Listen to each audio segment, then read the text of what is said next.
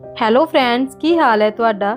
ਹਮੇਸ਼ਾ ਦੀ ਤਰ੍ਹਾਂ ਅੱਜ ਫਿਰ ਇੱਕ ਨਵੀਂ ਕਹਾਣੀ ਤੁਹਾਡੇ ਨਾਲ ਸਾਂਝੀ ਕਰਨ ਜਾ ਰਹੇ ਹਾਂ। ਬਦ ਚਲਨ ਬਹੂ। ਆਓ ਸੁਣਦੇ ਹਾਂ ਬਹੁਤ ਹੀ ਇੰਟਰਸਟਿੰਗ ਕਹਾਣੀ। ਮੇਰਾ ਨਾਂ ਕੰਚਨ ਹੈ। 2 ਦਿਨ ਬਾਅਦ ਮੇਰਾ ਵਿਆਹ ਸੀ। ਇਹ ਵਿਆਹ ਪੂਰੀ ਤਰ੍ਹਾਂ ਨਾਲ ਮੇਰੇ ਮਾਤਾ ਪਿਤਾ ਦੀ ਮਰਜ਼ੀ ਨਾਲ ਹੋ ਰਿਹਾ ਸੀ। ਮੈਂ ਵੀ ਆਪਣੇ ਮਾਤਾ ਪਿਤਾ ਦੇ ਇਸ ਫੈਸਲੇ ਤੋਂ ਖੁਸ਼ ਸੀ ਅਤੇ ਉਹਨਾਂ ਦੇ ਫੈਸਲੇ ਲਈ ਮੈਂ ਖੁਸ਼ੀ-ਖੁਸ਼ੀ ਸਿਰ ਝੁਕਾ ਦਿੱਤਾ ਸੀ। ਮੈਨੂੰ ਤਾਂ ਇਸ ਗੱਲ ਤੇ ਕੋਈ ਇਤਰਾਜ਼ ਨਹੀਂ ਸੀ ਕਿ ਇਹ ਰਿਸ਼ਤਾ ਮੇਰੇ ਮਾਤਾ ਪਿਤਾ ਦੀ ਪਸੰਦ ਅਤੇ ਮਰਜ਼ੀ ਦਾ ਹੈ, ਕਿਉਂਕਿ ਮੈਂ ਕਦੇ ਵੀ ਆਪਣੇ ਘਰ ਤੋਂ ਬਾਹਰ ਕਦਮ ਨਹੀਂ ਰੱਖਿਆ ਸੀ। ਬਾਹਰ ਦੀ ਦੁਨੀਆ, ਬਾਹਰ ਦੇ ਲੋਕ ਕੀ ਹੁੰਦੇ ਹਨ, ਇਸ ਦਾ ਮੈਨੂੰ ਅੰਦਾਜ਼ਾ ਨਹੀਂ ਸੀ। ਮੈਂ ਆਪਣੀ ਮਾਂ ਤੋਂ ਇਹੀ ਸੁਣਿਆ ਸੀ ਕਿ ਬਾਹਰ ਦੀ ਦੁਨੀਆ ਬਹੁਤ ਜ਼ਾਲਿਮ ਹੈ ਤੇ ਕਦੀ ਭੁੱਲ ਕੇ ਵੀ ਇਸ ਦੁਨੀਆ ਵਿੱਚ ਕਦਮ ਨਹੀਂ ਰੱਖਣਾ।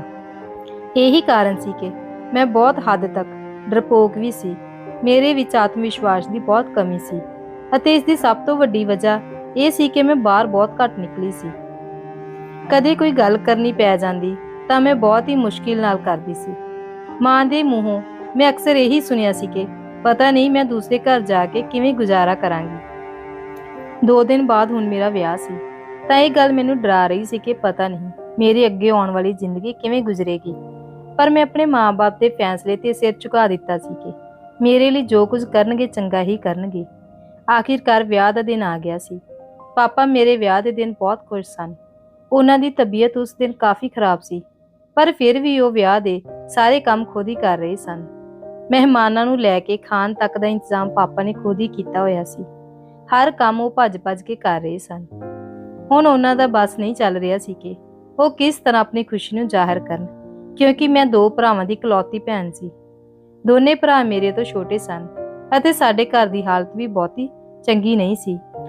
ਪਰ ਪਾਪਾ ਮੇਰੇ ਵਿਆਹ ਲਈ ਸਾਲਾਂ ਤੋਂ ਪੈਸੇ ਜਮ੍ਹਾਂ ਕਰ ਰਹੇ ਸਨ ਤਾਂ ਕਿ ਉਹ ਮੇਰੇ ਵਿਆਹ ਦੇ ਫਰਜ਼ ਖੁਸ਼ੀ ਨਾਲ ਕਰ ਸਕਣ।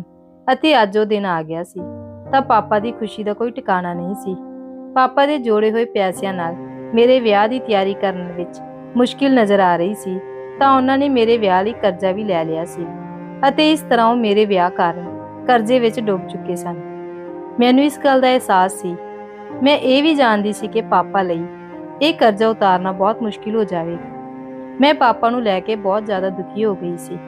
ਖੈਰ, ਬਹੁਤ ਹੀ ਖੁਸ਼ੀ-ਖੁਸ਼ੀ ਮੇਰਾ ਵਿਆਹ ਹੋ ਗਿਆ ਅਤੇ ਮੈਂ ਵਿਆਹ ਕਰਕੇ ਆਪਣੇ ਸਹੁਰੇ ਘਰ ਆ ਗਈ ਸੀ। ਸਹੁਰੇ ਘਰ ਆਉਂਦੇ ਹੀ ਸਭ ਨੇ ਮੇਰਾ ਬਹੁਤ ਹੀ ਸ਼ਾਨਦਾਰ ਸਵਾਗਤ ਕੀਤਾ ਸੀ। ਮੇਰੇ ਸਹੁਰੇ ਘਰ ਵਾਲੇ ਮੈਨੂੰ ਲੈ ਕੇ ਬਹੁਤ ਹੀ ਖੁਸ਼ ਸਨ। ਮੈਂ ਬਹੁਤ ਹੀ ਸੋਹਣੀ ਸੀ। ਮੈਨੂੰ ਜਿਹੜਾ ਵੀ ਦੇਖਦਾ ਤਾਂ ਉਹ ਦੇਖਦਾ ਹੀ ਰਹਿ ਜਾਂਦਾ ਸੀ। ਵੱਡੀਆਂ-ਵੱਡੀਆਂ ਕਾਲੀਆਂ ਅੱਖਾਂ, ਦੁੱਧ ਵਰਗਾ ਚਿੱਟਾ ਰੰਗ, ਲੰਬੇ-ਲੰਬੇ ਕਾਲੇ ਵਾਲ। ਇਹੀ ਵਜ੍ਹਾ ਸੀ ਕਿ ਮੇਰੀ ਮਾਂ ਨੇ ਮੈਨੂੰ ਘਰ ਤੋਂ ਬਾਹਰ ਘੱਟ ਹੀ ਕੱਢਿਆ ਸੀ। ਜਿਵੇਂ ਹੀ ਧੀ ਨੇ ਜਵਾਨੀ ਦੀ ਦਹਲੀਜ਼ ਤੇ ਕਦਮ ਰੱਖਿਆ ਸੀ, ਮੇਰੇ ਮਾਤਾ-ਪਿਤਾ ਨੂੰ ਮੇਰੀ ਚਿੰਤਾ ਹੋਣ ਲੱਗੀ ਸੀ। ਉਹਨਾਂ ਨੂੰ ਮੇਰੀ ਖੂਬਸੂਰਤੀ ਤੋਂ ਡਰ ਲੱਗਦਾ ਸੀ ਕਿ ਕਿਤੇ ਕੋਈ ਊਚ ਨੀਚ ਨਾ ਹੋ ਜਾਵੇ। ਮੇਰੇ ਪਤੀ ਨੇ ਮੇਰੀ ਤਸਵੀਰ ਨੂੰ ਪਹਿਲਾਂ ਹੀ ਦੇਖ ਲਿਆ ਸੀ, ਪਰ ਜਦੋਂ ਮੈਂ ਆਪਣੇ ਪਤੀ ਨੂੰ ਸਾਹਮਣੇ ਬੈਠਾ ਦੇਖਿਆ ਤਾਂ ਉਹ ਦਿਲ ਫੜ ਕੇ ਬੈਠ ਗਿਆ ਸੀ। ਉਸਨੂੰ ਵਿਸ਼ਵਾਸ ਨਹੀਂ ਹੋ ਰਿਹਾ ਸੀ ਕਿ ਇੰਨੀ ਖੂਬਸੂਰਤ ਲੜਕੀ ਮੇਰੀ ਪਤਨੀ ਹੈ। ਵਿਆਹ ਦੀ ਪਹਿਲੀ ਰਾਤ ਹੀ ਮੇਰੇ ਪਤੀ ਨੇ ਮੈਨੂੰ ਇੰਨਾ ਪਿਆਰ ਦਿੱਤਾ ਕਿ ਮੇਰੇ ਅੰਦਰ ਦਾ ਸਾਰਾ ਡਰ ਨਿਕਲ ਗਿਆ ਸੀ। ਮੈਂ ਬਹੁਤ ਖੁਸ਼ ਸੀ ਅਤੇ ਰੱਬ ਦਾ ਧੰਨਵਾਦ ਕਰ ਰਹੀ ਸੀ ਕਿ ਮੈਨੂੰ ਇੰਨਾ ਪਿਆਰ ਕਰਨ ਵਾਲਾ ਜੀਵਨ ਸਾਥੀ ਮਿਲਿਆ ਹੈ। ਵਿਆਹ ਦਾ ਇੱਕ ਦਿਨ ਇਸ ਤਰ੍ਹਾਂ ਹੀ ਗੁਜ਼ਰ ਗਿਆ ਸੀ, ਪਰ ਵਿਆਹ ਦੇ ਅਗਲੇ ਹੀ ਦਿਨ ਮੇਰੇ ਪੇਟ ਵਿੱਚ ਹਲਕਾ-ਹਲਕਾ ਦਰਦ ਹੋਣ ਲੱਗਾ। ਦਰਦ ਹਲਕਾ-ਹਲਕਾ ਸੀ, ਇਸੇ ਲਈ ਮੈਂ ਇਗਨੋਰ ਕਰ ਦਿੱਤਾ ਸੀ, ਕਿਉਂਕਿ ਵਿਆਹ ਦੇ ਕੁਝ ਦਿਨ ਪਹਿਲਾਂ ਵੀ ਮੇਰੇ ਪੇਟ ਵਿੱਚ ਦਰਦ ਉੱਠ ਰਿਹਾ ਸੀ। ਪਰ ਕੁਝ ਦੇਰ ਬਾਅਦ ਦਰਦ ਰੁਕ ਗਿਆ ਸੀ। ਕਈ ਵਾਰ ਮੇਰੇ ਨਾਲ ਇਸ ਤਰ੍ਹਾਂ ਹੁੰਦਾ ਸੀ, ਪਰ ਮੈਂ ਧਿਆਨ ਨਹੀਂ ਦਿੰਦੀ ਸੀ। ਅੱਜ ਵੀ ਇਸ ਤਰ੍ਹਾਂ ਕੁਝ ਦੇਰ ਤੱਕ ਦਰਦ ਹੁੰਦਾ ਰਿਹਾ ਅਤੇ ਫਿਰ ਬੰਦ ਹੋ ਗਿਆ। ਇਸ ਵਾਰ ਵੀ ਮੈਂ ਇਸ ਤੇ ਕੋਈ ਧਿਆਨ ਨਹੀਂ ਦਿੱਤਾ, ਕਿਉਂਕਿ ਅੱਜ ਮੇਰੇ ਸਹੁਰੇ ਘਰ ਵਿੱਚ ਦੂਸਰਾ ਦਿਨ ਸੀ। ਪੂਰਾ ਘਰ ਮਹਿਮਾਨਾਂ ਨਾਲ ਭਰਿਆ ਹੋਇਆ ਸੀ। ਮੈਂ ਕਿਸੇ ਨੂੰ ਇਹ ਵੀ ਨਹੀਂ ਕਹਿ ਸਕਦੀ ਸੀ ਕਿ ਮੇਰੀ ਤਬੀਅਤ ਖਰਾਬ ਹੈ, ਕਿਉਂਕਿ ਫਿਰ ਹਰ ਕਿਸੇ ਦੇ ਮੂੰਹ ਵਿੱਚ ਇਹੀ ਹੁੰਦਾ ਕਿ ਨਵੀਂ ਦੁਲਹਨ ਦੀ ਤਬੀਅਤ ਖਰਾਬ ਹੋ ਗਈ ਹੈ। ਬਸ ਇਹੀ ਸੋਚ ਕੇ ਮੈਂ ਚੁੱਪਚਾਪ ਆਪਣੀ ਜਗ੍ਹਾ ਤੇ ਬੈਠੀ ਰਹੀ। ਥੋੜੀ ਦੇਰ ਬਾਅਦ ਮੇਰੇ ਘਰ ਵਾਲੇ ਵੀ ਆ ਗਏ ਸਨ, ਪਰ ਦਰਦ ਇੱਕ ਵਾਰ ਫਿਰ ਉੱਠ ਰਿਹਾ ਸੀ ਅਤੇ ਜਿਸ ਦੀ ਵਜ੍ਹਾ ਨਾਲ ਮੈਨੂੰ ਬੇਚੈਨੀ ਹੋਣ ਲੱਗੀ ਸੀ। ਮੈਨੂੰ ਇਸ ਤਰ੍ਹਾਂ ਮਹਿਸੂਸ ਹੋ ਰਿਹਾ ਸੀ ਜਿਵੇਂ ਮੇਰੀ ਤਬੀਅਤ ਹੁਣ ਹੌਲੀ-ਹੌਲੀ ਹੋਰ ਵੀ ਜ਼ਿਆਦਾ ਖਰਾਬ ਹੁੰਦੀ ਜਾ ਰਹੀ ਹੈ, ਪਰ ਫਿਰ ਵੀ ਮੈਂ ਬਰਦਾਸ਼ਤ ਕਰਕੇ ਬੈਠੀ ਸੀ। ਹੌਲੀ-ਹੌਲੀ ਮਹਿਮਾਨ ਆਉਂਦੇ ਗਏ ਅਤੇ ਮੂੰਹ ਦਿਖਾਈ ਦੀ ਰਸਮ ਕਰਦੇ ਗਏ, ਪਰ ਦਰਦ ਸੀ ਕਿ ਰੁਕਣ ਦਾ ਨਾਮ ਹੀ ਨਹੀਂ ਲੈ ਰਿਹਾ ਸੀ। ਮੈਂ ਜਿਵੇਂ ਤਿਵੇਂ ਖੁਦ ਨੂੰ ਸੰਭਾਲ ਕੇ ਚਿਹਰੇ ਉੱਤੇ ਝੂਠੀ ਮੁਸਕਾਨ ਲਿਆ ਕੇ ਬੈਠੀ ਹੋਈ ਸੀ। ਸਾਰਾ ਦਿਨ ਮੇਰਾ ਦਰਦ ਨਾਲ ਗੁਜ਼ਰ ਗਿਆ ਸੀ। ਰਾਤ ਨੂੰ ਘਰ ਤੋਂ ਮਹਿਮਾਨਾਂ ਦੀ ਥੋੜੀ ਭੀੜ ਘੱਟ ਹੋ ਗਈ। ਮੇਰੀ ਸੱਸ ਨੇ ਮੈਨੂੰ ਮੇਰੇ ਕਮਰੇ ਵਿੱਚ ਆਰਾਮ ਕਰਨ ਲਈ ਭੇਜ ਦਿੱਤਾ ਸੀ। ਕਮਰੇ ਵਿੱਚ ਆ ਕੇ ਮੈਂ ਸਕੂਨ ਦਾ ਸਾਹ ਲਿਆ। ਸਵੇਰ ਤੋਂ ਬੈਠੇ ਰਹਿਣ ਦੇ ਕਾਰਨ ਮੇਰੀ ਕਮਰ ਆਕੜ ਚੁੱਕੀ ਸੀ ਅਤੇ ਪੇਟ ਵਿੱਚ ਦਰਦ ਹੋ ਰਿਹਾ ਸੀ। ਮੈਂ ਆਪਣੇ ਕਮਰੇ ਵਿੱਚ ਜਾ ਕੇ ਚੁੱਪਚਾਪ ਲੇਟ ਗਈ ਤੇ ਦਰਦ ਦੇ ਘੱਟ ਹੋਣ ਦਾ ਇੰਤਜ਼ਾਰ ਕਰਨ ਲੱਗੀ ਸੀ। ਮੈਂ ਸੋਚ ਰਹੀ ਸੀ ਕਿ ਸ਼ਾਇਦ ਦਰਦ ਖੁਦ ਹੀ ਘੱਟ ਹੋ ਜਾਵੇਗਾ ਅਤੇ ਥੋੜੀ ਦੇਰ ਬਾਅਦ ਹੋਇਆ ਵੀ ਇਸ ਤਰ੍ਹਾਂ ਹੀ। ਦਰਦ ਖੁਦ ਹੀ ਘੱਟ ਹੋਣ ਲੱਗਾ ਸੀ। ਦਰਦ ਨੂੰ ਘੱਟ ਹੁੰਦੇ ਦੇਖ ਕੇ ਮੈਂ ਸਕੂਨ ਦਾ ਸਾਹ ਲਿਆ। ਵਿਆਹ ਦੀ ਖਰੀਦਦਾਰੀ ਕਾਰਨ ਬਾਜ਼ਾਰ ਦਾ ਖਾਣ ਪੀਣ ਕਰਕੇ ਹੋ ਸਕਦਾ ਹੈ ਇਸੇ ਲਈ ਮੇਰੇ ਪੇਟ ਵਿੱਚ ਦਰਦ ਹੋ ਰਿਹਾ ਹੋਵੇ। ਮੇਰੀ ਸਮਝ ਵਿੱਚ ਨਹੀਂ ਆ ਰਿਹਾ ਸੀ, ਇਸੇ ਲਈ ਮੈਂ ਕਿਸੇ ਨੂੰ ਦੱਸਣਾ ਠੀਕ ਨਹੀਂ ਸਮਝਿਆ ਸੀ। ਮੈਂ ਰਾਤ ਦਾ ਖਾਣਾ ਵੀ ਨਹੀਂ ਖਾਧਾ ਸੀ। ਦਰਦ ਬਹੁਤ ਹੱਦ ਤੱਕ ਘਟ ਚੁੱਕਾ ਸੀ, ਬਲਕਿ ਬਿਲਕੁਲ ਹੀ ਖਤਮ ਹੋ ਚੁੱਕਿਆ ਸੀ। ਦਿਨ ਭਰ ਦੀ ਥੱਕੀ ਹੋਈ ਸੀ ਅਤੇ ਦਰਦ ਨਾਲ ਪਰੇਸ਼ਾਨ ਹੋ ਰਹੀ ਸੀ। ਬੈੱਡ ਤੇ ਲੇਟਦੇ ਹੀ ਮੈਨੂੰ ਨੀਂਦ ਆ ਗਈ ਸੀ। ਮੇਰੇ ਪਤੀ ਰੋਹਿਤ ਕਮਰੇ ਵਿੱਚ ਕਦੋਂ ਆਏ ਮੈਨੂੰ ਪਤਾ ਹੀ ਨਹੀਂ ਲੱਗਿਆ ਸੀ, ਪਰ ਉਸਨੇ ਮੈਨੂੰ ਡਿਸਟਰਬ ਕਰਨਾ ਸਹੀ ਨਹੀਂ ਸਮਝਿਆ ਤੇ ਉਹ ਵੀ ਮੇਰੇ ਨਾਲ ਮੇਰੇ ਨੇੜੇ ਹੋ ਕੇ ਸੌਂ ਗਈ ਸਨ। ਅਗਲੇ ਦਿਨ ਵੀ ਮਹਿਮਾਨਾਂ ਦਾ ਆਉਣਾ ਜਾਣਾ ਲੱਗਿਆ ਰਿਹਾ, ਪਰ ਰੱਬ ਦੀ ਕਿਰਪਾ ਸੀ ਕਿ ਅੱਜ ਮੈਨੂੰ ਦਰਦ ਬਿਲਕੁਲ ਵੀ ਨਹੀਂ ਹੋ ਰਿਹਾ ਸੀ। ਮੈਂ ਵੀ ਇਹੀ ਸਮਝਿਆ ਕਿ ਸ਼ਾਇਦ ਬਾਜ਼ਾਰ ਦਾ ਖਾਣਾ ਖਾਣ ਦੀ ਵਜ੍ਹਾ ਨਾਲ ਦਰਦ ਹੋ ਰਿਹਾ ਸੀ। ਅੱਜ ਵਿਆਹ ਦਾ ਤੀਸਰਾ ਦਿਨ ਸੀ। ਵਿਆਹ ਦੇ ਹੰਗਾਮੇ ਵਿੱਚ ਸਭ ਥੱਕ ਚੁੱਕੇ ਸਨ। ਘਰ ਵਿੱਚ ਸਾਰੇ ਲੋਕ ਵਿਆਹ ਦੀ ਥਕਾਵਟ ਉਤਾਰ ਰਹੇ ਸਨ। ਸਾਰੇ ਲੋਕ ਦੇਰ ਤੱਕ ਸੌਂ ਕੇ ਉੱਠੇ ਸਨ। ਮੈਂ ਨਵੀਂ ਦੁਲਹਨ ਸੀ, ਇਸ ਲਈ ਮੈਨੂੰ ਕਿਸੇ ਨੇ ਵੀ ਉਠਾਉਣਾ ਠੀਕ ਨਹੀਂ ਸਮਝਿਆ ਸੀ। 10 ਵਜੇ ਦੇ ਕਰੀਬ ਮੇਰੀ ਅੱਖ ਖੁੱਲੀ ਤਾਂ ਮੇਰੀ ਨਨਾਣ ਮੇਰੇ ਲਈ ਨਾਸ਼ਤਾ ਲੈ ਕੇ ਆ ਗਈ ਸੀ। ਮੈਂ ਨਾਸ਼ਤਾ ਕਰਕੇ ਕਮਰੇ ਵਿੱਚੋਂ ਬਾਹਰ ਗਈ ਅਤੇ ਘਰ ਵਾਲਿਆਂ ਨਾਲ ਬੈਠ ਗਈ। ਉਦੋਂ ਹੀ ਮੈਨੂੰ ਆਪਣੀ ਤਬੀਅਤ ਫਿਰ ਤੋਂ ਥੋੜੀ ਢਿੱਲੀ ਮਹਿਸੂਸ ਹੋਣ ਲੱਗੀ, ਪਰ ਮੈਂ ਉਸ ਨੂੰ ਆਪਣਾ ਵਹਿਮ ਸਮਝ ਕੇ ਝਟਕ ਦਿੱਤਾ ਸੀ ਅਤੇ ਸਭ ਦੇ ਨਾਲ ਹੱਸ ਬੋਲ ਕੇ ਸਮਾਂ ਗੁਜ਼ਾਰ ਰਹੀ ਸੀ। ਵਿਆਹ ਦਾ ਘਰ ਸੀ, ਕੁਝ ਨਾ ਕੁਝ ਮਹਿਮਾਨ ਤਾਂ ਹੁਣ ਵੀ ਘਰ ਵਿੱਚ ਮੌਜੂਦ ਸਨ। ਰੋਹਿਤ ਦੀ ਭੂਆ ਵੀ ਹੁਣ ਤੱਕ ਘਰ ਵਿੱਚ ਹੀ ਸੀ। ਉਹ ਮੈਨੂੰ ਉੱਤੇ ਤੋਂ ਥੱਲੇ ਤੱਕ ਗੌਰ ਨਾਲ ਦੇਖ ਰਹੀ ਸੀ। ਮੈਂ ਬਹੁਤ ਜ਼ਿਆਦਾ ਨਰਵਸ ਹੋ ਗਈ ਸੀ, ਕਿਉਂਕਿ ਜਿਸ ਤਰ੍ਹਾਂ ਉਹ ਮੈਨੂੰ ਘੂਰ ਰਹੀ ਸੀ, ਚੰਗਾ ਭਲਾ ਇਨਸਾਨ ਵੀ ਉਹਦੇ ਦੇਖਣ ਤੋਂ ਨਰਵਸ ਹੋ ਜਾਂਦਾ। ਇਸ ਤਰ੍ਹਾਂ ਦੇਖਣ ਨਾਲ ਮੈਨੂੰ ਹੋਰ ਵੀ ਜ਼ਿਆਦਾ ਬੇਚੈਨੀ ਮਹਿਸੂਸ ਹੋ ਰਹੀ ਸੀ। ਇਸ ਲਈ ਮੈਂ ਉੱਥੋਂ ਉੱਠ ਕੇ ਆਪਣੇ ਕਮਰੇ ਵਿੱਚ ਆ ਗਈ ਸੀ, ਕਿਉਂਕਿ ਹੁਣ ਮੈਨੂੰ ਉੱਥੇ ਬੈਠਣਾ ਮੁਸ਼ਕਿਲ ਹੋ ਰਿਹਾ ਸੀ। ਮੇਰਾ ਦਰਦ ਫਿਰ ਵਧਣ ਲੱਗਾ ਸੀ। ਉੱਪਰ ਤੋਂ ਭੂਆ ਦੀਆਂ ਨਜ਼ਰਾਂ ਮੇਰੇ ਸਰੀਰ ਦੇ ਆਰ-ਪਾਰ ਹੁੰਦੀਆਂ ਜਾ ਰਹੀਆਂ ਸਨ। ਕਮਰੇ ਵਿੱਚ ਆ ਕੇ ਮੈਂ ਥੋੜਾ ਸਕੂਨ ਦਾ ਸਾਹ ਲਿਆ ਸੀ। ਦੁਪਹਿਰ ਹੋ ਚੁੱਕੀ ਸੀ। ਮੈਂ ਕੁਝ ਦੇਰ ਸੌਣ ਦੇ ਇਰਾਦੇ ਨਾਲ ਬਿਸਤਰ ਤੇ ਲੇਟ ਗਈ ਅਤੇ ਇਹੀ ਸੋਚਿਆ ਕਿ ਮੇਰੇ ਪੇਟ ਦਰਦ ਨੂੰ ਕੁਝ ਆਰਾਮ ਮਿਲ ਜਾਵੇਗਾ। ਇਹ ਸੋਚਦੇ ਸੋਚਦੇ ਮੇਰੀ ਅੱਖ ਲੱਗ ਗਈ। ਮੈਨੂੰ ਪਤਾ ਹੀ ਨਹੀਂ ਲੱਗਾ। ਸ਼ਾਮ ਨੂੰ ਮੇਰੀ ਅੱਖ ਖੁੱਲੀ। ਥੋੜੀ ਦੇਰ ਤੱਕ ਮੈਂ ਇਸ ਤਰ੍ਹਾਂ ਹੀ ਬਿਸਤਰ ਤੇ ਲੇਟੀ ਰਹੀ। ਮੇਰਾ ਉੱਠਣ ਦਾ ਬਿਲਕੁਲ ਵੀ ਮਨ ਨਹੀਂ ਕਰ ਰਿਹਾ ਸੀ।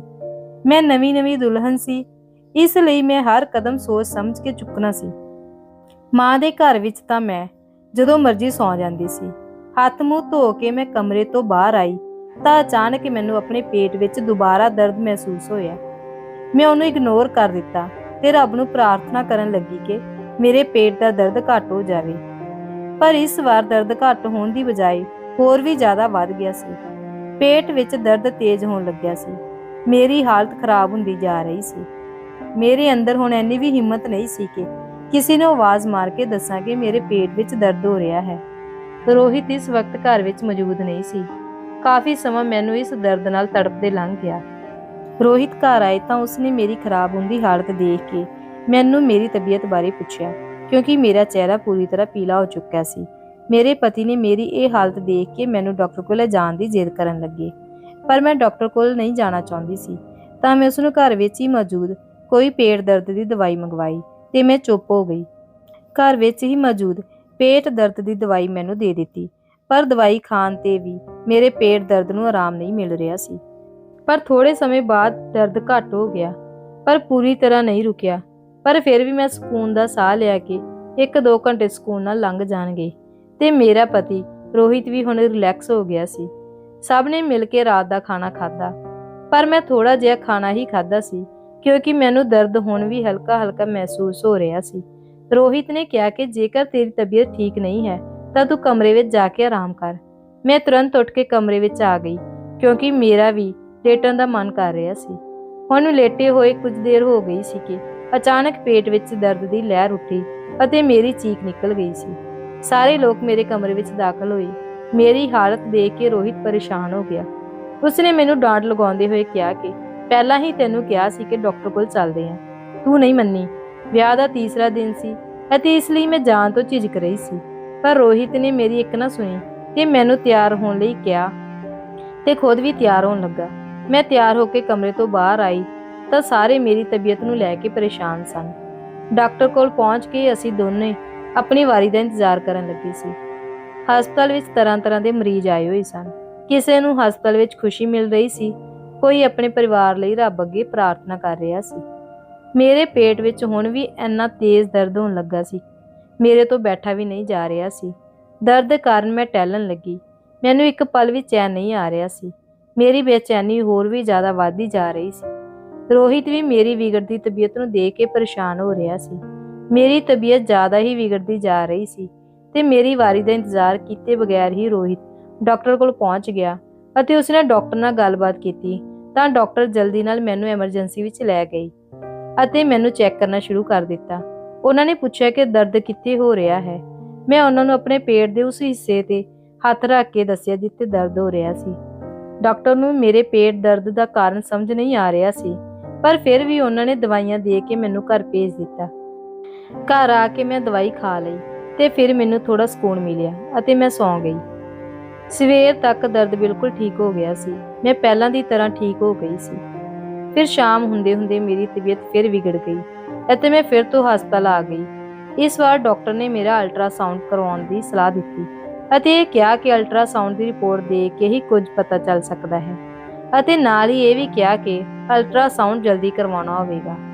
ਕੁਝ ਦੇਰ ਬਾਅਦ ਮੇਰਾ ਅਲਟਰਾਸਾਊਂਡ ਹੋ ਗਿਆ। ਟੈਸਟ ਦੀ ਰਿਪੋਰਟ ਆਉਣ ਵਿੱਚ ਥੋੜਾ ਟਾਈਮ ਲੱਗਣਾ ਸੀ। ਮੇਰੀ ਤਬੀਅਤ ਜ਼ਿਆਦਾ ਖਰਾਬ ਹੋਣ ਲੱਗੀ। ਉਸੇ ਸਮੇਂ ਮੈਨੂੰ ਦੁਬਾਰਾ ਐਮਰਜੈਂਸੀ ਵਿੱਚ ਲੈ ਗਏ ਅਤੇ ਡਾਕਟਰ ਨੇ ਮੈਨੂੰ ਦੁਬਾਰਾ ਦਰਦ ਘੱਟ ਕਰਨ ਦਾ ਇੰਜੈਕਸ਼ਨ ਲਾ ਦਿੱਤਾ।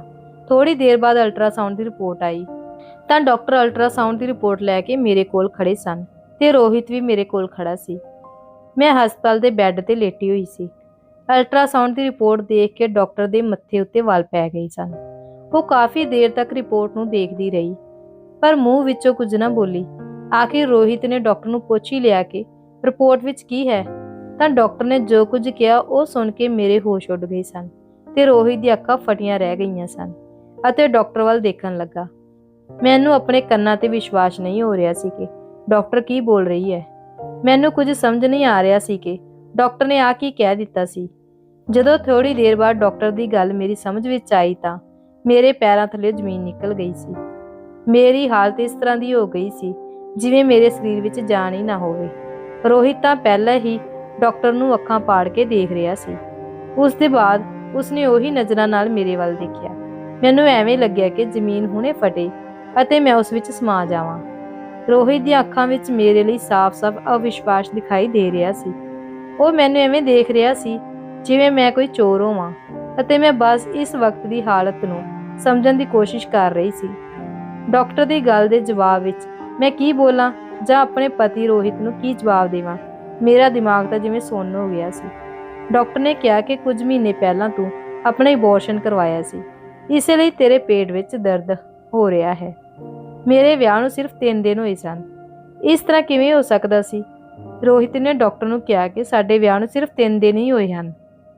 ਡਾਕਟਰ ਹੈਰਾਨ ਹੋ ਗਈ ਅਤੇ ਮੈਨੂੰ ਨਫ਼ਰਤ ਭਰੀਆਂ ਨਜ਼ਰਾਂ ਨਾਲ ਦੇਖਣ ਲੱਗੀ, ਜਿਵੇਂ ਮੈਂ ਕਿੰਨਾ ਵੱਡਾ ਪਾਪ ਕਰ ਦਿੱਤਾ ਹੋਵੇ। ਡਾਕਟਰ ਕਹਿਣ ਲੱਗੀ ਕਿ ਇਸ ਬਾਰੇ ਵਿੱਚ ਤਾਂ ਤੁਹਾਡੀ ਪਤਨੀ ਤੋਂ ਹੀ ਪੁੱਛੋ, ਪਤਾ ਨਹੀਂ ਕਿੱਥੇ-ਕਿੱਥੇ ਗੁਲ ਖਿਲਾ ਕੇ ਆਈ ਹੈ। ਡਾਕਟਰ ਦੇ ਮੂੰਹ ਵਿੱਚੋਂ ਆਪਣੇ ਲਈ ਇਹ ਸ਼ਬਦ ਸੁਣ ਕੇ ਮੇਰਾ ਸਿਰ ਘੁੰਮਣ ਲੱਗਿਆ।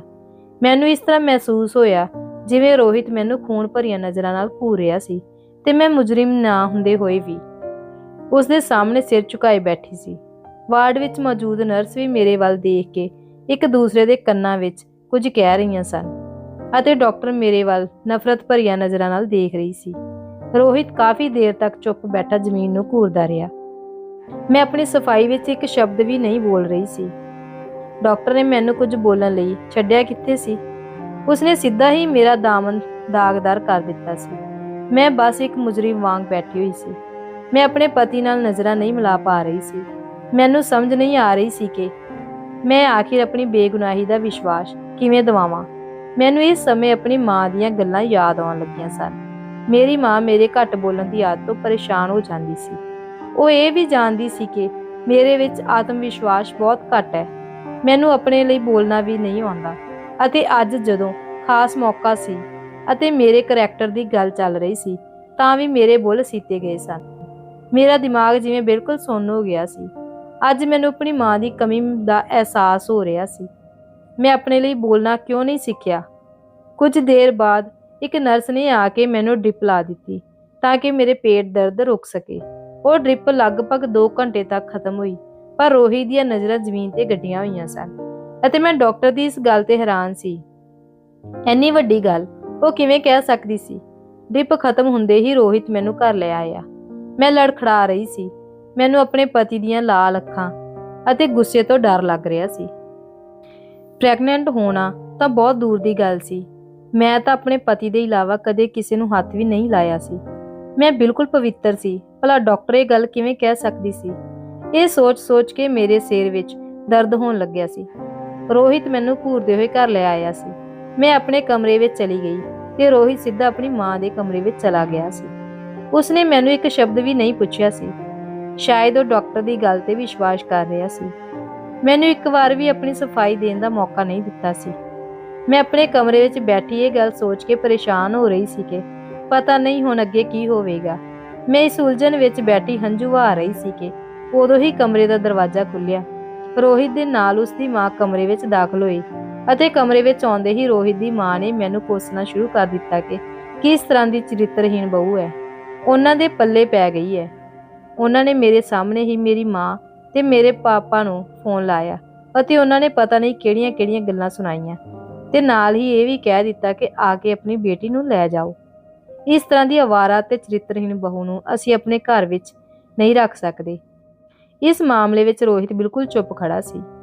ਉਹ ਬਸ ਚੁੱਪ ਰਹਿ ਕੇ ਆਪਣੀ ਮਾਂ ਨੂੰ ਮੇਰੀ ਮਾਂ ਤੇ ਪਾਪਾ ਨਾਲ ਗੱਲਾਂ ਕਰਦੇ ਹੋਏ ਸੁਣ ਰਿਹਾ ਸੀ। ਮੇਰੀ ਆਤਮਾ ਜਿਵੇਂ ਅੰਦਰ ਹੀ ਅੰਦਰ ਚੀਖ ਰਹੀ ਸੀ। ਮੈਂ ਆਪਣੀ ਸਫਾਈ ਵਿੱਚ ਕੁਝ ਬੋਲਣਾ ਚਾਹੁੰਦੀ ਸੀ, ਪਰ ਮੇਰੇ ਮੂੰਹ ਵਿੱਚੋਂ ਕੁਝ ਵੀ ਨਹੀਂ ਨਿਕਲ ਰਿਹਾ ਸੀ। ਹਾਂ, ਮੇਰੀਆਂ ਅੱਖਾਂ ਵਿੱਚ ਹੰਝੂ ਵਹਿ ਰਹੇ ਸਨ। ਮੈਨੂੰ ਕਿਸੇ ਨੇ ਇੱਕ ਸ਼ਬਦ ਵੀ ਨਹੀਂ ਪੁੱਛਿਆ ਸੀ ਤੇ ਸਿੱਧਾ ਆਪਣਾ ਫੈਸਲਾ ਸੁਣਾ ਦਿੱਤਾ ਸੀ। ਪਰ ਇਸ ਸਮੇਂ ਮੈਨੂੰ ਆਪਣੀ ਬਿਲਕੁਲ ਵੀ ਪਰਵਾਹ ਨਹੀਂ ਸੀ। ਸਭ ਤੋਂ ਜ਼ਿਆਦਾ ਪਰਵਾਹ ਮੈਨੂੰ ਆਪਣੇ ਮਾਂ-ਬਾਪ ਦੀ ਸੀ। ਇਹ ਸਭ ਸੁਣ ਕੇ ਉਹਨਾਂ ਦੇ ਦਿਲ ਤੇ ਕੀ ਗੁਜ਼ਰ ਰਹੀ ਹੋਵੇਗੀ। ਮੈਂ ਜਾਣਦੀ ਸੀ ਕਿ ਮੇਰੇ ਪਾਪਾ ਨੇ ਮੇਰਾ ਵਿਆਹ ਕਿੰਨੀਆਂ ਮੁਸ਼ਕਲਾਂ ਨਾਲ ਕੀਤਾ ਹੈ। ਉਹਨਾਂ ਨੇ ਕਰਜ਼ਾ ਲਿਆ ਹੈ। ਕਰਜ਼ਾ ਉਤਾਰਨ ਦੀ ਗੱਲ ਤਾਂ ਦੂਰ ਦੀ ਸੀ, ਹਾਲੇ ਤਾਂ ਉਹਨਾਂ ਨੂੰ ਇਸ ਗੱਲ ਦੀ ਜਾਣਕਾਰੀ ਵੀ ਨਹੀਂ ਸੀ ਕਿ ਆਖਿਰ ਕਿੰਨਾ ਕਰਜ਼ਾ ਹੋ ਚੁੱਕਿਆ ਹੈ। ਵਿਆਹ ਦੇ ਤੀਸਰੇ ਹੀ ਦਿਨ ਇਹ ਤਮਾਸ਼ਾ ਵੀ ਹੋ ਗਿਆ ਸੀ। ਮੇਰੀ ਸੱਸ ਲਗਾਤਾਰ ਮੈਨੂੰ ਗੱਲਾਂ ਸੁਣਾ ਰਹੀ ਸੀ ਅਤੇ ਪਤਾ ਨਹੀਂ ਕਿੰਨੇ ਘਟੀਆ ਸ਼ਬਦ ਮੇਰੇ ਲਈ ਇਸਤੇਮਾਲ ਕਰ ਰਹੀ ਸੀ। ਰੋਹਿਤ ਦੀਆਂ ਅੱਖਾਂ ਵਿੱਚ ਖੂਨ ਉਤਰ ਆਇਆ ਸੀ। ਉਹ ਮੈਨੂੰ ਨਫ਼ਰਤ ਤੇ ਗੁੱਸੇ ਭਰੀਆਂ ਨਜ਼ਰਾਂ ਨਾਲ ਘੂਰ ਰਿਹਾ ਸੀ। ਉਹ ਤਾਂ ਮੈਨੂੰ ਤਲਾਕ ਦੇਣ ਲਈ ਤਿਆਰ ਬੈਠਾ ਸੀ, ਬਸ ਮੇਰੇ ਮੰਮੀ ਪਾਪਾ ਦਾ ਇੰਤਜ਼ਾਰ ਕਰ ਰਿਹਾ ਸੀ। ਮੈਂ ਡਰੀ ਸਹਿਮੀ ਇੱਕ ਕੋਨੇ ਵਿੱਚ ਮੁਜਰਿਮ ਬਣ ਕੇ ਖੜੀ ਸੀ। ਮੇਰੀ ਸੱਸ ਤਾਂ ਇਸ ਗੱਲ ਦਾ ਰੱਬ ਦਾ ਧੰਨਵਾਦ ਕਰ ਰਹੀ ਸੀ ਕਿ ਜਲਦੀ ਹੀ ਉਹਨਾਂ ਲੋਕਾਂ ਦੇ ਸਾਹਮਣੇ ਮੇਰੀ ਸੱਚਾਈ ਖੁੱਲ੍ਹ ਗਈ ਸੀ ਅਤੇ ਉਹਨਾਂ ਲੋਕਾਂ ਨੂੰ ਮੇਰੇ ਤੋਂ ਛੁਟਕਾਰਾ ਮਿਲ ਜਾਵੇਗਾ। ਕੁਝ ਦੇਰ ਬਾਅਦ ਮੇਰੇ ਮੰਮੀ ਪਾਪਾ ਮੇਰੇ ਸਹੁਰੇ ਘਰ ਪਹੁੰਚ ਗਏ ਸਨ। ਅਸੀਂ ਸਾਰੇ ਲੋਕ ਉਸ ਸਮੇਂ ਹਾਲ ਵਿੱਚ ਮੌਜੂਦ ਸੀ। ਹਰ ਤਰਫ ਮੇਰੇ ਉੱਤੇ ਤਾਨੇ ਪੈ ਰਹੇ ਸਨ। ਉੱਥੇ ਮੌਜੂਦ ਹਰ ਆਦਮੀ ਮੈਨੂੰ ਚੁਭਵੀਆਂ ਨਜ਼ਰਾਂ ਤੇ ਨਫ਼ਰਤ ਨਾਲ ਘੂਰ ਰਿਹਾ ਸੀ। ਮੈਂ ਬਸ ਕੋਨੇ ਵਿੱਚ ਸਿਮਟੀ ਖੜੀ ਰੋਈ ਜਾ ਰਹੀ ਸੀ। ਬਸ ਰੋਣ ਦਾ ਮਤਲਬ ਸੀ। ਉਹਨਾਂ ਦੇ ਇਲਾਵਾ ਮੈਨੂੰ ਕੁਝ ਵੀ ਸਮਝ ਨਹੀਂ ਆ ਰਿਹਾ ਸੀ ਕਿ ਹੁਣ ਮੈਂ ਕੀ ਕਰਾਂ। ਭੂਆ ਵੀ ਮੈਨੂੰ ਬਦਚਲਨ ਅਤੇ ਚਰਿੱਤਰਹੀਣ ਵਰਗੇ ਸ਼ਬਦ ਬੋਲ ਰਹੀ ਸੀ ਅਤੇ ਮੇਰੀ ਸੱਸ ਵੀ ਕਹਿ ਰਹੀ ਸੀ ਕਿ ਉਹਨਾਂ ਨੇ ਲੱਖ ਮਨਾ ਕੀਤਾ ਸੀ ਕਿ ਅਣਜਾਣ ਲੋਕਾਂ ਦੇ ਘਰ ਵਿਆਹ ਨਾ ਕਰੋ। ਹੁਣ ਤਾਂ ਰੋਹਿਤ ਦੀ ਭੂਆ ਨੂੰ ਵੀ ਗੱਲਾਂ ਕਰਨ ਦਾ ਮੌਕਾ ਮਿਲ ਗਿਆ ਸੀ। ਜਿਵੇਂ ਹੀ ਮੇਰੇ ਮੰਮੀ ਪਾਪਾ ਨੇ ਹਾਲ ਵਿੱਚ ਕਦਮ ਰੱਖਿਆ, ਮੈਂ ਭੱਜ ਕੇ ਉਹਨਾਂ ਕੋਲ ਚਲੀ ਗਈ ਸੀ ਅਤੇ ਉਹਨਾਂ ਦੇ ਗਲੇ ਲੱਗ ਕੇ ਰੋਣ ਲੱਗੀ। ਮੰਮੀ ਮੈਨੂੰ ਚੁੱਪ ਕਰਾਉਣ ਲੱਗੇ, ਪਰ ਮੇਰਾ ਰੋਣ ਹੋਰ ਵੀ ਤੇਜ਼ ਹੋ ਗਿਆ ਸੀ। ਇੰਨੇ ਘੰਟੇ ਤੱਕ ਮੇਰੇ ਉੱਤੇ ਜੋ ਮੁਸੀਬਤ ਲੰਘ ਰਹੀ ਸੀ, ਉਹ ਹੰਝੂ ਬਣ ਕੇ ਬਾਹਰ ਆਉਣ ਲੱਗੀ ਸੀ ਤੇ ਮੇਰੇ ਮੰਮੀ ਪਾਪਾ ਨੂੰ ਨਾ ਜਾਣੇ ਕਿਸ ਤਰ੍ਹਾਂ ਦੀਆਂ ਗੱਲਾਂ ਸੁਣਨ ਨੂੰ ਮਿਲ ਰਹੀਆਂ ਸਨ ਕਿ ਤੁਸੀਂ ਆਪਣੀ ਬਦਚਲਨ ਬੇਟੀ ਨੂੰ ਸਾਡੇ ਮੱਥੇ ਮੜਿਆ ਹੈ। ਮੇਰੀ ਮਾਂ ਮੇਰੇ ਚਰਿੱਤਰ ਦੀ ਕਸਮ ਖਾ ਰਹੀ ਸੀ ਅਤੇ ਮੇਰੇ ਪਾਪਾ ਵੀ ਜਿਵੇਂ ਸਿਰ ਝੁਕਾ ਕੇ ਬੈਠੇ ਸਨ। ਮੇਰੀ ਮੰਮੀ ਮੇਰੀ ਸੱਸ ਅਤੇ ਮੇਰੇ ਪਤੀ ਨੂੰ ਵੀ ਇਹੀ ਵਿਸ਼ਵਾਸ ਦਿਵਾ ਰਹੀ ਸੀ ਕਿ ਤੁਹਾਨੂੰ ਕੋਈ ਗਲਤ ਫਹਿਮੀ ਹੋਈ ਹੈ। ਉਹਨਾਂ ਦੀ ਬੇਟੀ ਇਸ ਤਰ੍ਹਾਂ ਦੀ ਬਿਲਕੁਲ ਵੀ ਨਹੀਂ ਹੈ। ਪਰ ਉਹ ਲੋਕ ਕੋਈ ਵੀ ਗੱਲ, ਕੋਈ ਸਫਾਈ ਸੁਣਨ ਨੂੰ ਤਿਆਰ ਨਹੀਂ ਸਨ। ਉਹਨਾਂ ਦੀ ਬਸ ਇਹੀ ਰੱਟ ਸੀ ਕਿ ਆਪਣੀ ਬੇਟੀ ਨੂੰ ਇੱਥੋਂ ਲੈ ਜਾਣ। ਹੁਣ ਉਹ ਲੋਕ ਇੱਕ ਪਲ ਵੀ ਮੈਨੂੰ ਇਸ ਘਰ ਵਿੱਚ ਬਰਦਾਸ਼ਤ ਨਹੀਂ ਕਰਨਾ ਚਾਹੁੰਦੇ ਸਨ। ਰੋਹਿਤ ਨੇ ਮੇਰਾ ਹੱਥ ਫੜ ਕੇ ਮੇਰੀ ਮੰਮੀ ਪਾਪਾ ਦੇ ਹੱਥ ਵਿੱਚ ਦੇ ਦਿੱਤਾ ਤੇ ਕਿਹਾ ਕਿ ਤੁਸੀਂ ਇਹਨੂੰ ਲੈ ਕੇ ਚਲੇ ਜਾਓ। ਮੈਂ ਇਸ ਨੂੰ ਹੁਣ ਆਪਣੇ ਘਰ ਵਿੱਚ ਬਰਦਾਸ਼ਤ ਨਹੀਂ ਕਰ ਸਕਦਾ। ਕੁਝ ਹੀ ਦਿਨਾਂ ਵਿੱਚ ਤੁਹਾਡੇ ਘਰ ਤਲਾਕ ਦੇ ਪੇਪਰ ਆ ਜਾਣਗੇ। ਤਲਾਕ ਦੀ ਗੱਲ ਸੁਣਦੇ ਹੀ ਮੇਰੇ ਪਾਪਾ ਨੇ ਰੋਹਿਤ ਦੇ ਪੈਰਾਂ ਵਿੱਚ ਆਪਣਾ ਸਿਰ ਰੱਖ ਦਿੱਤਾ ਤੇ ਉਹਨਾਂ ਤੋਂ ਕੁਝ ਸਮੇਂ ਦੀ ਮੌਲਤ ਮੰਗੀ। ਰੋਹਿਤ ਨੂੰ ਮੇਰੇ ਪਾਪਾ ਦੀ ਹਾਲਤ ਤੇ ਕੁਝ ਤਰਸ ਆ ਗਿਆ ਅਤੇ ਉਹ ਕੁਝ ਦਿਨਾਂ ਲਈ ਰਾਜੀ ਹੋ ਗਿਆ ਤੇ ਕਹਿਣ ਲੱਗਿਆ ਕਿ ਮੈਂ ਤੁਹਾਨੂੰ ਅਤੇ ਤੁਹਾਡੀ ਬੇਟੀ ਨੂੰ ਥੋੜਾ ਟਾਈਮ ਦਿੰਦਾ ਹਾਂ। ਜੇਕਰ ਤੁਸੀਂ ਲੋਕ ਆਪਣੀ ਬੇਟੀ ਦੀ ਬੇਗੁਨਾਹੀ ਸਾਬਤ ਨਹੀਂ ਕਰ ਸਕਦੇ ਤਾਂ ਫਿਰ ਮੈਂ ਇਸ ਨੂੰ ਆਪਣੇ ਨਾਲ ਨਹੀਂ ਰੱਖ ਸਕਦਾ ਤੇ ਮੈਂ ਇਸ ਨੂੰ ਤਲਾਕ ਦੇ ਕੇ ਤੁਹਾਡੇ ਘਰ ਭੇਜ ਦੇਵਾਂਗਾ। ਮੇਰੇ ਮੰਮੀ ਪਾਪਾ ਲਈ ਇਹ ਥੋੜਾ ਸਮਾਂ ਵੀ ਬਹੁਤ ਸੀ, ਇਸ ਲਈ ਮੈਂ ਆਪਣੀ ਬੇਗੁਨਾਹੀ ਸਾਬਤ ਕਰ ਸਕਦੀ ਸੀ। ਮੇਰੇ ਮੰਮੀ ਪਾਪਾ ਮੈਨੂੰ ਲੈ ਕੇ ਘਰ ਆ ਗਏ ਸਨ। ਮੇਰੇ ਘਰ ਵਿੱਚ ਅਲੱਗ ਤੋਂ ਹੀ ਹੋ ਹੱਲਾ ਮਚ ਗਿਆ ਸੀ। ਮੈਨੂੰ ਕੁਝ ਵੀ ਸਮਝ ਨਹੀਂ ਆ ਰਿਹਾ ਸੀ ਕਿ ਅੱਗੇ ਹੁਣ ਕੀ ਹੋਵੇਗਾ। ਮੇਰੀ ਮਾਂ ਨੇ ਮੇਰੇ ਭਰਾਵਾਂ ਨੂੰ ਡਾਕਟਰ ਦੀ ਕਹੀ ਹੋਈ ਗੱਲ ਦੱਸੀ ਤਾਂ ਉਹ ਵੀ ਗੁੱਸੇ ਵਿੱਚ ਪਾਗਲ ਹੋ ਗਏ ਸਨ ਅਤੇ ਮੈਨੂੰ ਮਾਰਨ ਲਈ ਕਹਿਣ ਲੱਗੇ ਕਿ ਮੈਂ ਉਹਨਾਂ ਦੀ ਨੱਕ ਕਟਵਾ ਕੇ ਰੱਖ ਦਿੱਤੀ ਹੈ। ਉਹਨਾਂ ਨੂੰ ਕਿਤੇ ਮੂੰਹ ਦਿਖਾਉਣ ਜੋਗਾ ਨਹੀਂ ਛੱਡਿਆ। ਪਰ ਮੈਂ ਤਾਂ ਬਸ ਰੋਈ ਜਾ ਰਹੀ ਸੀ। ਮੈਂ ਆਪਣੇ ਪਤੀ ਨੂੰ ਕੋਈ ਸਫਾਈ ਨਹੀਂ ਦੇ ਸਕੀ ਸੀ ਤਾਂ ਮੈਂ ਆਪਣੇ ਭਰਾਵਾਂ ਨੂੰ ਕੀ ਸਫਾਈ ਦਿੰਦੀ। ਮੇਰੇ ਮੂੰਹ ਵਿੱਚ ਇੱਕ ਸ਼ਬਦ ਵੀ ਨਹੀਂ ਨਿਕਲ ਰਿਹਾ ਸੀ। ਮੇਰੇ ਮੰਮੀ ਅਤੇ ਪਾਪਾ ਨੇ ਵਿੱਚ ਆ ਕੇ ਮੇਰੇ ਭਰਾ ਦਾ ਹੱਥ ਰੋਕ ਲਿਆ ਸੀ। ਦੇਖਦੇ ਹੀ ਦੇਖਦੇ ਇਹ ਖਬਰ ਪੂਰੇ ਖਾਨਦਾਨ ਵਿੱਚ ਫੈਲ ਗਈ ਸੀ ਕਿ ਮੈਂ ਵਿਆਹ ਤੋਂ ਪਹਿਲਾਂ ਹੀ ਪ੍ਰੈਗਨੈਂਟ ਹੋ ਚੁੱਕੀ ਸੀ। ਮੰਮੀ ਪਾਪਾ ਰਾਤ ਭਰ ਆਪਣੇ ਕਮਰੇ ਵਿੱਚ ਬੈਠੇ ਰਹੇ ਤੇ ਮੇਰੇ ਆਉਣ ਵਾਲੇ ਫਿਊਚਰ ਬਾਰੇ ਗੱਲਾਂ ਕਰ ਰਹੇ ਸਨ। ਮੈਂ ਵੀ ਪੂਰੀ ਰਾਤ ਜਾਗਦੇ ਹੋਏ ਅੱਖਾਂ ਵਿੱਚ ਹੀ ਕੱਟ ਦਿੱਤੀ ਸੀ। ਮੈਨੂੰ ਇੱਕ ਪਲ ਲਈ ਵੀ ਚੈਨ ਨਹੀਂ ਮਿਲ ਰਿਹਾ ਸੀ। ਸਵੇਰੇ ਜਦ ਮੈਂ ਆਪਣੇ ਕਮਰੇ ਤੋਂ ਬਾਹਰ ਆਈ ਤਾਂ ਮੰਮੀ ਪਾਪਾ ਤਿਆਰ ਬੈਠੇ ਸਨ। ਮੈਨੂੰ ਦੇਖ ਕੇ ਮੰਮੀ ਨੇ ਕਿਹਾ ਕਿ ਤੂੰ ਵੀ ਤਿਆਰ ਹੋ ਜਾ। ਮੈਂ ਆਪਣੇ ਮੰਮੀ ਪਾਪਾ ਨੂੰ ਕੋਈ ਸਵਾਲ ਨਹੀਂ ਕੀਤਾ ਤੇ ਦੁਬਾਰਾ ਆਪਣੇ ਕਮਰੇ ਵਿੱਚ ਜਾ ਕੇ ਤਿਆਰ ਹੋ ਗਈ।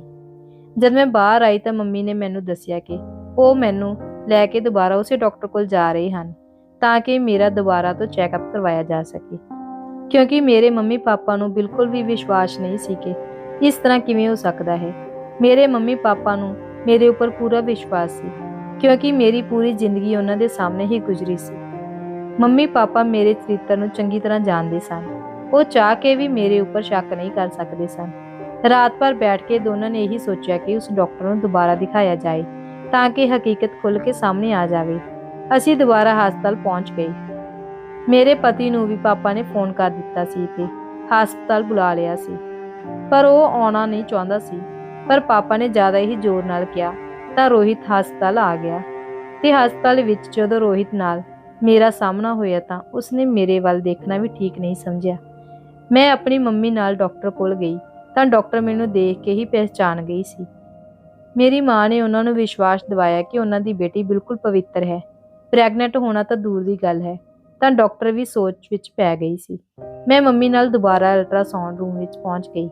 ਮੇਰਾ ਦੁਬਾਰਾ ਅਲਟਰਾਸਾਊਂਡ ਕਰਵਾਇਆ ਗਿਆ। ਡਾਕਟਰ ਨੇ ਰਿਪੋਰਟ ਕੁਝ ਦੇਰ ਬਾਅਦ ਆਉਣ ਬਾਰੇ ਕਿਹਾ। ਉਸ ਸਮੇਂ ਮੈਂ ਜਿਵੇਂ ਸੂਲੀ ਤੋਂ ਲੰਘ ਰਹੀ ਸੀ। ਜੇਕਰ ਅੱਜ ਵੀ ਅਲਟਰਾਸਾਊਂਡ ਦੀ ਰਿਪੋਰਟ ਵਿੱਚ ਕੁਝ ਆਉਂਦਾ ਤਾਂ ਮੇਰਾ ਘਰ ਤਬਾਹ ਅਤੇ ਬਰਬਾਦ ਹੋ ਜਾਣਾ ਸੀ। ਫਿਰ ਕੋਈ ਨਹੀਂ ਬਚਾ ਸਕਦਾ ਸੀ। ਮੇਰਾ ਦਿਲ ਰੋ ਰੋ ਕੇ ਰੱਬ ਅੱਗੇ ਅਰਦਾਸ ਕਰ ਰਿਹਾ ਸੀ ਕਿ ਅਲਟਰਾਸਾਊਂਡ ਦੀ ਰਿਪੋਰਟ ਬਿਲਕੁਲ ਠੀਕ ਹੋ ਜਾਵੇ ਤੇ ਮੇਰਾ ਘਰ ਬਰਬਾਦ ਹੋਣ ਤੋਂ ਬਚ ਜਾਵੇ। ਜੋ ਸੱਚ ਹੈ ਉਹ ਸਾਹਮਣੇ ਆਵੇ, ਨਹੀਂ ਤਾਂ ਮੈਂ ਸਮਾਜ ਵਿੱਚ ਬਦਨਾਮ ਹੋ ਕੇ ਰਹਿ ਜਾਵਾਂਗੀ। ਮੈਂ ਸਭ ਦੀਆਂ ਨਜ਼ਰਾਂ ਵਿੱਚ ਮੁਜਰਿਮ ਬਣੀ ਹੋਈ ਸੀ ਅਤੇ ਉਸ ਵਕਤ ਕੁਝ ਵੀ ਸਮਝ ਨਹੀਂ ਆ ਰਿਹਾ ਸੀ। ਕੁਝ ਦੇਰ ਬਾਅਦ ਅਲਟਰਾਸਾਊਂਡ ਦੀ ਰਿਪੋਰਟ ਆ ਗਈ ਸੀ। ਮੇਰੀ ਸੱਸ ਵੀ ਹਸਪਤਾਲ ਪਹੁੰਚ ਚੁੱਕੀ ਸੀ। ਉਹਨਾਂ ਦੀ ਜ਼ੁਬਾਨ ਤੇ ਇਹੀ ਸੀ ਕਿ ਹੁਣ ਕਿਹੜੇ ਡਾਕਟਰ ਨੂੰ ਦਿਖਾਣਾ ਬਾਕੀ ਰਹਿ ਗਿਆ ਸੀ। ਉਹ ਕਹਿ ਰਹੀ ਸੀ ਕਿ ਲੜਕੀ ਨੂੰ ਤਲਾਕ ਦੇ ਕੇ ਮਾਮਲਾ ਖਤਮ ਕਰੋ। ਮੈਂ ਮੁਜਰਮਾਂ ਦੀ ਤਰ੍ਹਾਂ ਡਾਕਟਰ ਦੇ ਸਾਹਮਣੇ ਸਿਰ ਝੁਕਾਈ ਬੈਠੀ ਸੀ। ਮੇਰੇ ਪਿੱਛੇ ਮੇਰੇ ਪਰਿਵਾਰ ਵਾਲੇ ਖੜੇ ਸਨ। ਡਾਕਟਰ ਦੀ ਜ਼ੁਬਾਨ ਤੋਂ ਨਿਕਲਣ ਵਾਲੇ ਸ਼ਬਦ ਮੈਨੂੰ ਨਵੀਂ ਜ਼ਿੰਦਗੀ ਦੇ ਸਕਦੇ ਸਨ ਜਾਂ ਫਿਰ ਮੈਨੂੰ ਮੌਤ ਦੀ ਗਹਿਰਾਈ ਵਿੱਚ ਵੀ ਸੁੱਟ ਸਕਦੇ ਸਨ। ਮੈਂ ਡਾਕਟਰ ਦੇ ਮੂੰਹ ਤੋਂ ਨਿਕਲਣ ਵਾਲੇ ਇਸ ਫੈਸਲੇ ਦਾ ਇੰਤਜ਼ਾਰ ਕਰ ਰਹੀ ਸੀ। ਕੁਝ ਦੇਰ ਤੱਕ ਡਾਕਟਰ ਮੇਰੀ ਰਿਪੋਰਟ ਦੇਖਦੀ ਰਹੀ। ਫਿਰ ਉਸਨੇ ਮੇਰੀ ਪਿਛਲੀ ਰਿਪੋਰਟ ਮੰਗੀ ਤੇ ਮੈਂ ਆਪਣੇ ਬੈਗ ਵਿੱਚੋਂ ਕੱਢ ਕੇ ਡਾਕਟਰ ਦੇ ਸਾਹਮਣੇ ਰੱਖ ਦਿੱਤੀ। ਦੇਰ ਤੱਕ ਖਾਮੋਸ਼ੀ ਨਾਲ ਡਾਕਟਰ ਰਿਪੋਰਟ ਚੈੱਕ ਕਰਦੀ ਰਹੀ। ਉਸਦੇ ਚਿਹਰੇ ਤੇ ਅਜੀਬ ਹਾਵ ਭਾਵ ਨਜ਼ਰ ਆ ਰਹੇ ਸਨ। ਫਿਰ ਡਾਕਟਰ ਦੇ ਚਿਹਰੇ ਤੇ ਹੈਰਾਨ ਕਰਨ ਵਾਲੇ ਹਾਵ-ਭਾਵ ਪੈਦਾ ਹੋ ਗਏ, ਜਿਵੇਂ ਕੁਝ ਗਲਤ ਹੋਇਆ ਹੋਵੇ। ਡਾਕਟਰ ਨੇ ਮੇਰੀ ਅੱਜ ਦੀ ਰਿਪੋਰਟ ਮੇਰੇ ਸਾਹਮਣੇ ਰੱਖਦੇ ਹੋਏ ਕਿਹਾ ਕਿ ਮੇਰੇ ਪੇਟ ਵਿੱਚ ਦਰਦ ਦੀ ਵਜ੍ਹਾ ਬਾਹਰ ਦਾ ਖਾਣਾ ਸੀ। ਮੇਰੇ ਲੀਵਰ ਵਿੱਚ ਸੋਜ ਆ ਗਈ ਸੀ, ਤਾਂ ਹੀ ਇੰਨਾ ਦਰਦ ਹੋ ਰਿਹਾ ਸੀ। ਡਾਕਟਰ ਨੇ ਮੇਰੀ ਮਾਂ ਨੂੰ ਕਿਹਾ ਕਿ ਤੁਹਾਡੀ ਬੇਟੀ ਪ੍ਰੈਗਨੈਂਟ ਨਹੀਂ ਹੋਈ ਸੀ। ਮੇਰੀ ਸੱਸ ਨੇ ਫੌਰਨ ਕਿਹਾ ਕਿ ਪਿਛਲੀ ਰਿਪੋਰਟ ਵਿੱਚ ਤੁਸੀਂ ਦੱਸਿਆ ਸੀ ਕਿ ਪ੍ਰੈਗਨੈਂਟ ਹੈ। ਤਾਂ ਡਾਕਟਰ ਨੇ ਕਿਹਾ ਕਿ ਪਿਛਲੀ ਰਿਪੋਰਟ ਵਿੱਚ ਨਾਮ ਦੀ ਵਜ੍ਹਾ ਨਾਲ ਗੜਬੜ ਹੋ ਗਈ ਸੀ। ਮੇਰਾ ਨਾਮ ਕੰਚਨ ਸ਼ਰਮਾ ਸੀ ਅਤੇ ਜਿਸ ਔਰਤ ਦੀ ਰਿਪੋਰਟ ਮੇਰੇ ਕੋਲ ਕੱਲ ਆਈ ਸੀ ਉਸ ਦਾ ਨਾਮ ਕੰਚਨ ਵਰਮਾ ਸੀ। ਉਸ ਦਾ ਕੁਝ ਮਹੀਨੇ ਪਹਿਲਾਂ ਹੀ ਮਿਸਕੈਰੇਜ ਹੋਇਆ ਸੀ, ਜਿਸ ਦੀ ਵਜ੍ਹਾ ਨਾਲ ਉਸ ਦੇ ਪੇਟ ਵਿੱਚ ਦਰਦ ਸੀ। ਨਾਮ ਇੱਕੋ ਜਿਹੇ ਹੋਣ ਕਾਰਨ ਇਹ ਸਾਰੀ ਗਲਤਫਹਿਮੀ ਹੋਈ ਹੈ। ਡਾਕਟਰ ਨੇ ਆਪਣੀ ਗਲਤੀ ਮੰਨ ਲਈ ਤੇ ਸਭ ਤੋਂ ਮਾਫੀ ਮੰਗੀ। ਮੇਰਾ ਦਿਲ ਤਾਂ ਉਸ ਸਮੇਂ ਰੱਬ ਨੂੰ ਯਾਦ ਕਰਕੇ ਰੋ ਰਿਹਾ ਸੀ। ਮੇਰੇ ਪਤੀ ਸ਼ਰਮਿੰਦਗੀ ਨਾਲ ਸਿਰ ਝੁਕਾਈ ਖੜੇ ਸਨ ਅਤੇ ਮੇਰੇ ਪਿਤਾ ਜੀ ਨੇ ਅੱਗੇ ਵਧ ਕੇ ਮੈਨੂੰ ਗਲੇ ਲਗਾ ਲਿਆ ਸੀ ਤੇ ਕਿਹਾ ਕਿ ਇਹ ਸਭ ਕੁਝ ਇੱਕ ਗਲਤਫਹਿਮੀ ਦਾ ਨਤੀਜਾ ਸੀ ਅਤੇ ਇਸ ਤਰ੍ਹਾਂ ਹੀ ਮੇਰਾ ਘਰ ਬਰਬਾਦ ਹੋਣ ਤੋਂ ਬਚ ਗਿਆ ਸੀ। ਰੋਹਿਤ ਨੇ ਮੇਰੇ ਤੋਂ ਮਾਫੀ ਮੰਗੀ। ਮੈਂ ਵੀ ਰੋਹਿਤ ਨੂੰ ਤੁਰੰਤ ਮਾਫ ਕਰ ਦਿੱਤਾ, ਕਿਉਂਕਿ ਗਲਤੀ ਤਾਂ ਉਸਦੀ ਵੀ ਨਹੀਂ ਸੀ। ਜੇਕਰ ਉਸਦੀ ਥਾਂ ਤੇ ਕੋਈ ਹੋਰ ਹੁੰਦਾ ਤਾਂ ਵੀ ਅਜਿਹਾ ਹੀ ਕਰਦਾ।